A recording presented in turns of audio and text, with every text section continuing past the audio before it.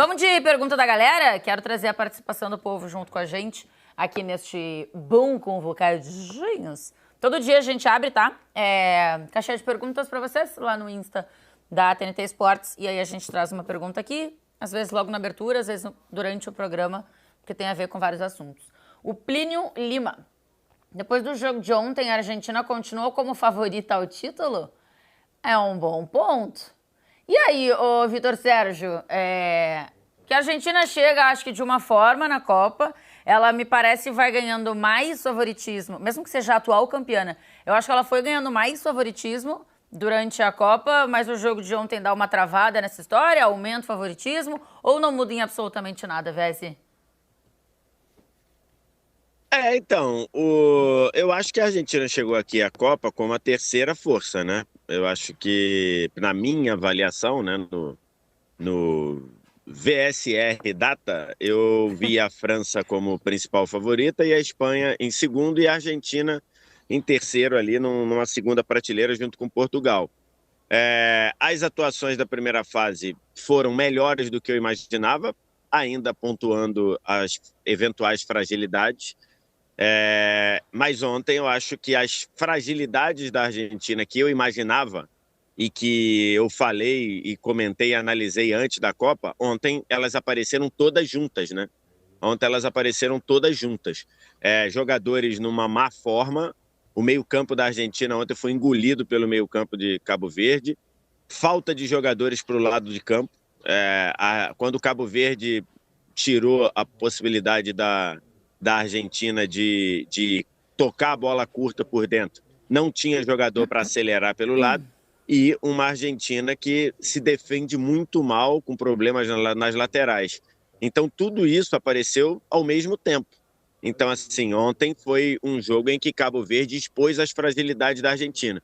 Tem duas questões agora, tem dois caminhos, tipo aquele meme, sabe o meme que a gente usa muito lá do Velozes e Furiosos? Que tá um carro indo para cá, outro carro indo para lá? Então, lá na estrada. Uhum. Agora tem que ver o que a Argentina vai fazer. Ou ela se abate, e aí degringola, talvez seja até eliminado pelo Egito, ou eliminado pela Colômbia, ou pela Suíça depois, ou ela usa essa atuação muito ruim para dizer, ó, a chance de jogar mal a gente já teve e não caímos. Vamos agora acordar? Uhum. Eu acho que tem essas duas aí, e aí se ela jogar algo próximo do que ela precisa para ser competitiva, eu acho que a Argentina pode voltar e ir longe como a gente imaginava que ela iria. Mas ontem foi bem preocupante se eu argentino fosse. A gente vai daqui a pouco aprofundar um pouco mais nisso, tá? O que faltou para a Argentina, se Cabo Verde de repente deixou um caminho para o Egito entender ali como é que pode parar a Argentina e tal. Daqui a pouco a gente fala um pouquinho mais sobre o campo, né? As quatro linhas mesmo. Mas, ó, tem gente falando no chat e daqui a pouco eu quero ouvir de vocês em relação à arbitragem no jogo de ontem. E o R. Lage traz aqui uma participação que é o gol que o menino Cabral faz na prorrogação. É tão inacreditável que ele acha a namorada na torcida pra comemorar e fica todo mundo esperando mesmo que o momento. Isso foi muito bom, né? Que ele ficou ali um tempão. Demorou pra ela conseguir, acho que descer, enfim, ter acesso pra ele dar um abraço nela. Eu achei muito louco esse momento que aconteceu na Copa de ontem. Vamos trazer Arthur Quesada pra gente ter mais a percepção, eu acho, de quem tava no estádio. Para entender um pouquinho, Arthur, o que você viveu. Daqui a pouco quero também esse olhar do Careca. Mas o que você viveu e de que forma repercutiu, né? E aí dos dois lados, porque tem a repercussão da Argentina, de que deu uma sofrida a mais do que deveria, e de Cabo Verde, obviamente, que é o famoso fizemos história. Tudo bem, Arthurito? Tem gente aqui falando que você é parecido com o Dibu, ô Quesadinha. Tudo bem? Bom dia. Hoje eu prefiro ser mais vozinha do que Dibu, né? Tô mais pro lado dos tubarões.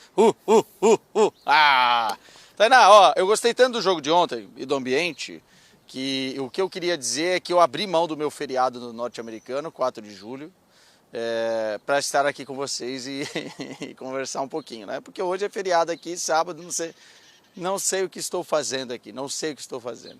Deixa eu falar para vocês, ontem nós vivemos o dia mais especial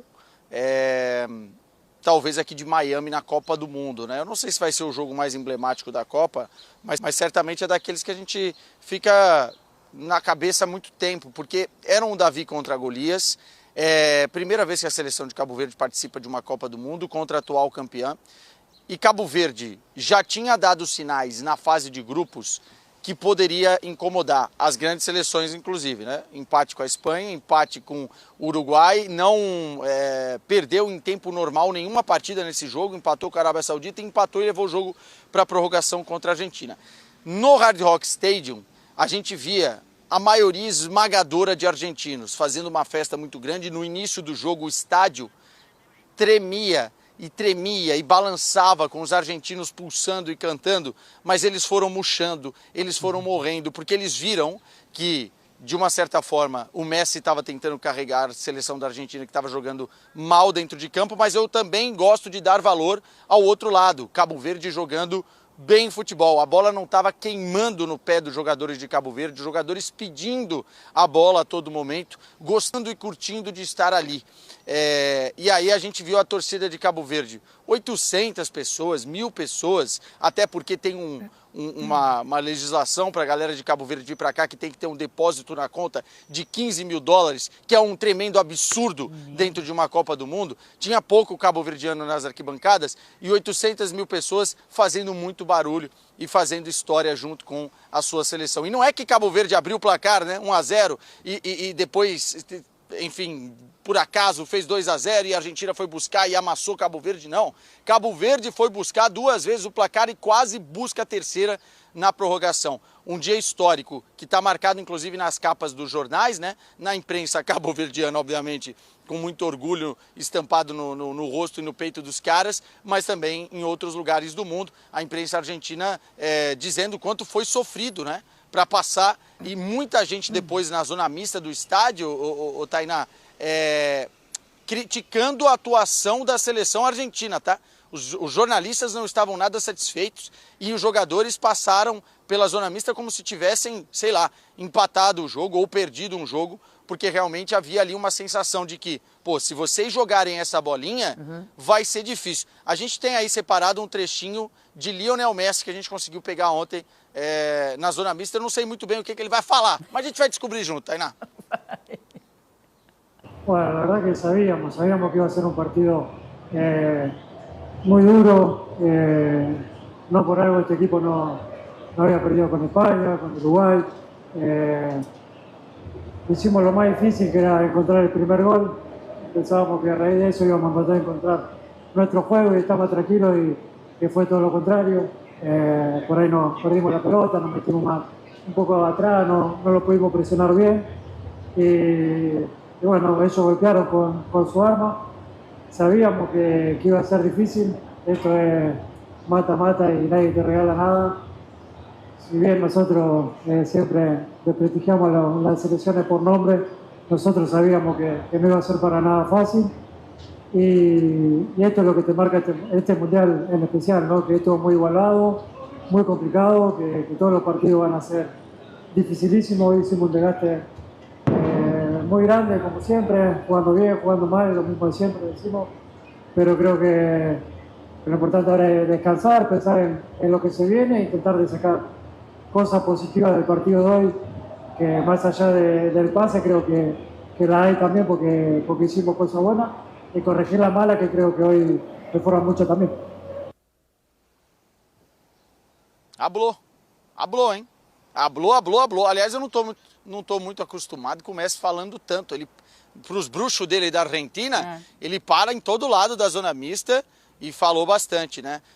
Agora, uma cena curiosa para devolver para vocês aí no estúdio é que o Messi estava com esse galão na cabeça aí, que ele tomou bastante porrada durante o jogo, né? Para tentar parar ele só com essa estratégia, muitas vezes, né? Os cabo-verdianos não perdoaram. Só que depois, Tainá, os cabo-verdianos queriam tirar foto na zona mista com o Messi.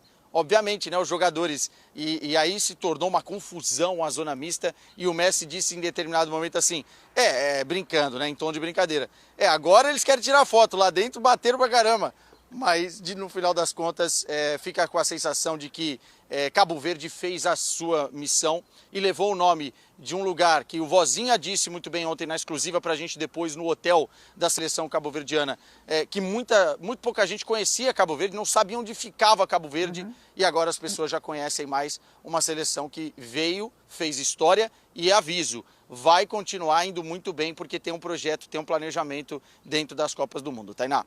Boa, Arthur. Obrigada, viu? É o famoso amigos, negócios da parte, né? Admiração pelo Messi? Sim.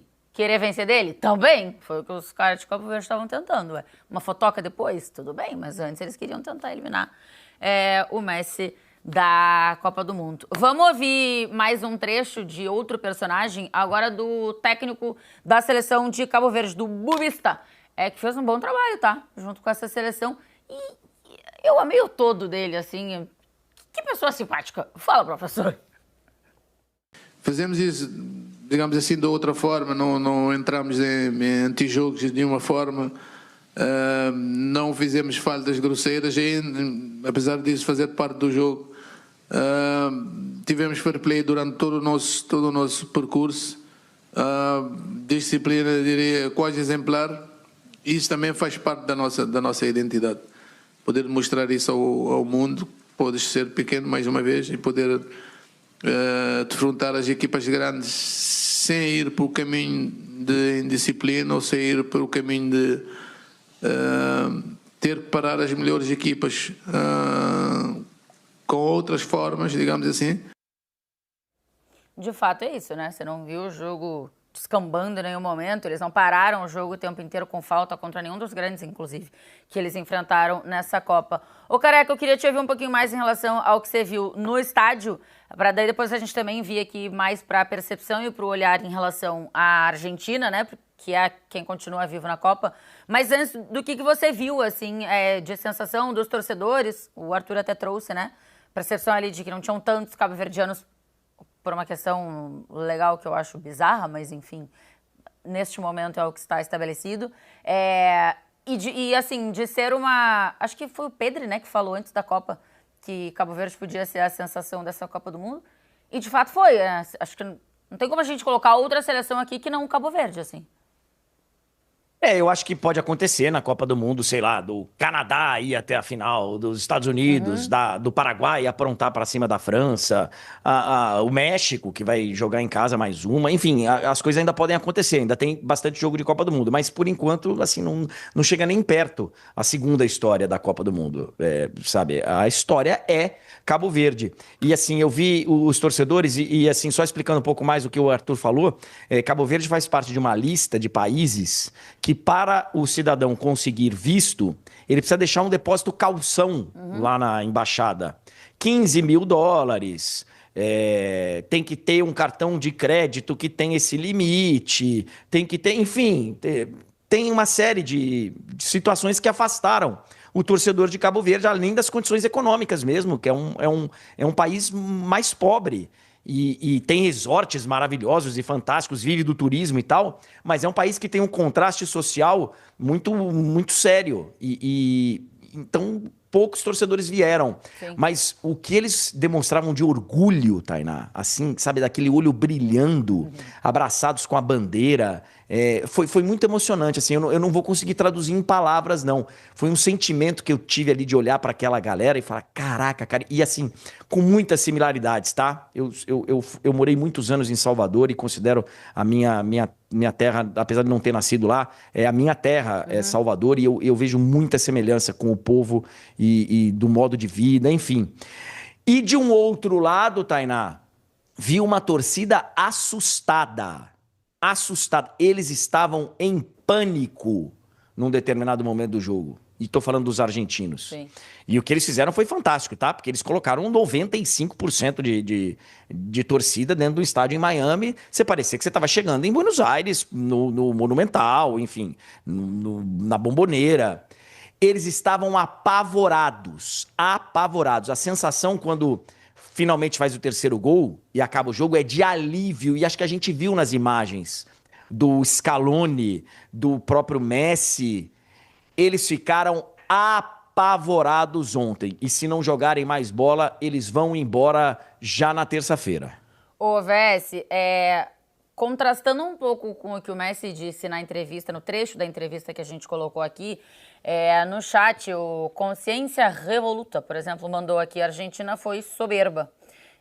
O José Alain, os jogadores da Argentina ontem estavam numa soberba do caramba. Porque o Messi fala ali, as pessoas acham, vão por nomes e tal, ninguém te dá nada de graça na Copa e tudo mais, mas a Argentina, uma coisa é falar isso, outra coisa é entrar em campo com essa sensação mesmo, achando que Cabo Verde pode te causar problemas. Você acha que a Argentina entrou em campo com essa sensação de que Cabo Verde poderia causar problemas e de fato causou? Ou entrou achando que, eu acho que a gente vai aqui na boa, na hora que der a gente vai fazer um golzinho, depois a gente faz outro, na calma, eles não vão nos assustar tanto assim. Que percepção você ficou, Vessi? Então, eu preciso ir com calma, Tainá, para não criar um incidente diplomático para com os nossos co-irmãos, né? Seja lá o que co-irmão queira dizer. Mas argentino e soberbo na mesma frase, acho que deve ter sido a primeira vez que foi utilizado na história da humanidade, né? Agora, curiosamente, eu nem acho que seja esse o problema. Eu acho que a Argentina hoje estaria muito feliz se ela hoje olhasse em revista o que aconteceu ontem e falasse: já sei o que aconteceu, fomos soberbos. Ela estaria muito tranquila, porque era só calçar a sandalinha da humildade no jogo seguinte que estava tudo resolvido. Eu não acho que tenha sido isso, tá? Eu acho que a Argentina realmente não conseguiu. A soberba eu acho que que aí pode ser, né? O que é soberba para um pode ser autoconfiança muito grande, mas aí tudo bem. Eu que acho que isso acompanha muito o argentino de uma maneira geral, pelo menos, acho que tirando o nosso Pablito, que trabalha, que comanda as nossas operações aí, eu acho que todos os outros estão nessa pegada. Pablito não, é um cara sempre, inclusive, muito humilde. Autoconfiança mas eu muito baixa mesmo. Mas tirando isso, mas não acho que tenha sido esse o problema, não. Eu acho que a Argentina ontem, como diria o nosso saudoso Silvio Santos, foi o famoso não consegue Moisés. Acho que foi, como diria o meme lá do Moisés no Silvio Santos. A Argentina não conseguiu ontem. Cabo Verde, eu não sei, acho que o Beckler acompanhou talvez a Argentina mais do que eu. Eu não sei se nesse ciclo alguma seleção exigiu da Argentina como o Cabo Verde exigiu ontem. Porque a Argentina ganhou a Copa América jogando mal e foi campeã. A Argentina na eliminatória só jogou 2 jogos da Vera, que foram os 2 contra o Brasil. E o Brasil não conseguiu impor nenhuma dificuldade para a Argentina. Os amistosos da Argentina são piada. Se você pegar a média do ranking da FIFA, se eu não me engano, dá uma média de 60 e pouco. A média dos adversários da Argentina em amistosos nessa data FIFA. Então, assim, eu acho que talvez nesse ciclo não teve a tal da finalíssima, que ia ter com a Espanha, não teve. Então, acho que nesse ciclo, tirando um ou outro jogo, talvez a Colômbia fora de casa, o Equador em Quito, ninguém impôs à Argentina a dificuldade que Cabo Verde impôs. E ninguém desnudou a Argentina do jeito que Cabo Verde fez ontem. E agora, como eu disse no comentário anterior, é ver o que a Argentina vai fazer. Se ela vai se abater ou se ela vai falar: gente, sabe no videogame? Apertei o continue aqui. Agora eu vou jogar e vou virar o jogo. Vamos ver se a Argentina vai fazer isso. Adriano Mendes no chat, até porque a torcida brasileira é a mais humilde do mundo, né? A gente tem algumas coisas, entendeu? Comum, felizmente, aí mesmo. A soberba às vezes nos acompanha. O Beckler, o que Cabo Verde fez para desnudar a Argentina, como o Vess colocou aqui? Ou foi mais a própria Argentina que conheceu os seus problemas a partir do que o Cabo Verde fez no jogo, obviamente, mas a própria Argentina percebeu os seus problemas nesse jogo? Não, o pior é que eu acho que Cabo Verde fez... Vai parecer que eu estou desmerecendo, né? Não fez tanto assim. Se defendeu com a organização que se defendeu nos últimos jogos. Cabo Verde teve uma organização contra a Espanha, Uruguai e a Arábia Saudita para tomar só 2 gols na primeira fase e se classificar, mas contra a Argentina até permitiu muito. O Messi finalizou 9 vezes ontem. É muita coisa. 6 entre as traves. Foram 3 de falta, que ele sofreu e que ele cobrou e tal, mas de bola rolando, o Messi finalizou 6 vezes, 3 no alvo. Teve o cara a cara com o Vozinho que ele pegou, uma na entrada da área que ele pega também e tem o gol. Então, Cabo Verde até permitiu muito para a Argentina. Messi conseguiu estar dentro do jogo quase sempre. Só que sem a bola, não é nem que Cabo Verde contra-atacou muito, que tende a ser um problema da Argentina também, porque não é um time rápido. Mas com a Argentina postada na defesa, eles tocaram a bola aqui e ali, até uma chegar dentro do gol, primeiro gol, e o segundo também uma jogada individual que o McAllister é muito facilmente batido e o Cabral faz aquele golaço. Então, Cabo Verde não precisou, e aí depois tem as defesas do Dibu Martínez, mas não precisou ter um calcanhar de Aquiles da Argentina, aquele jogador, ou a velocidade, as transições, nem foi isso. Num jogo normal de Cabo Verde, que ele se jogou à frente com os jogadores que tem, e é por isso que deixa muita dúvida da Argentina, com os jogadores que tem, foi suficiente para aparecer a Argentina e França. A Argentina com esse calção branco e a França toda de azul, igual na final da Copa do Mundo. Porque os próximos ainda não vão ser Dembélé e Mbappé, mas se a Argentina for até onde ela quer ir, provavelmente será Dembélé, Olise e Mbappé, e aí isso é muito diferente a qualidade em relação aos jogadores de Cabo Verde. O ciclo da Argentina eu acho que mostrou isso daí, porque ganhou a Copa América sem jogar bem, mas passando nos pênaltis do Canadá, ganhando da Colômbia num jogo muito ruim, teve jogo no ciclo Equador. Do Equador. Não, a final é contra a Colômbia, né? Mas os pênaltis foram no Equador, não? Sim, foi Equador, não foi Canadá. Mas teve, durante o ciclo, nas eliminatórias também, alguns jogos bastante abaixo, assim, de um time que luta e que tenta, via muita vontade de não deixar que o adversário cresça, mas também a Argentina não sobrou. E na última Copa do Mundo ela também não sobrou, né? Assim, ela ganhou da Austrália 2-1 com o Dibu Martínez pegando bola no último lance, então é um time que ontem eu acho que não dá essa sensação de soberba, porque ela passa por isso. Ela passou por isso na última Copa do Mundo, no ciclo, apesar de serem só 4 derrotas. Eu acho que, e uma das 4 derrotas, a última é contra o Equador, na última rodada, lá em Quito, que ela jogou já com reservas. Ela no ciclo também não sobrou muito. É um time que pensar que a Argentina sai para passear é um erro. Normalmente ela tem dificuldade mesmo. Ontem teve muito mais do que deveria ter, do que se esperava. E se jogar assim de novo, já vai embora. Mas é que cada jogo tem sua história, né? Cada jogo é diferente do outro. Talvez a Argentina tenha mais facilidade, e eu acho que não terá, tá? Simplesmente talvez. Contra a Colômbia, para mim é um muito, muito bom time, do que contra Cabo Verde, pela forma de jogar. Mas o próximo jogo vai ser diferente desse, pro bem ou pro mal. Então não é igual. Não é que se jogar assim de novo. Porque se jogar assim de novo, o adversário vai jogar diferente. E a Argentina está acostumada com isso. Fala, Vez. Parecia ontem, assim, em determinado momento da carreira do nosso saudoso também, Oscar Schmidt, ficava um dilema, especialmente quando ele voltou da Europa, ficava um dilema no basquete brasileiro, que era: o que a gente vai fazer com o Oscar?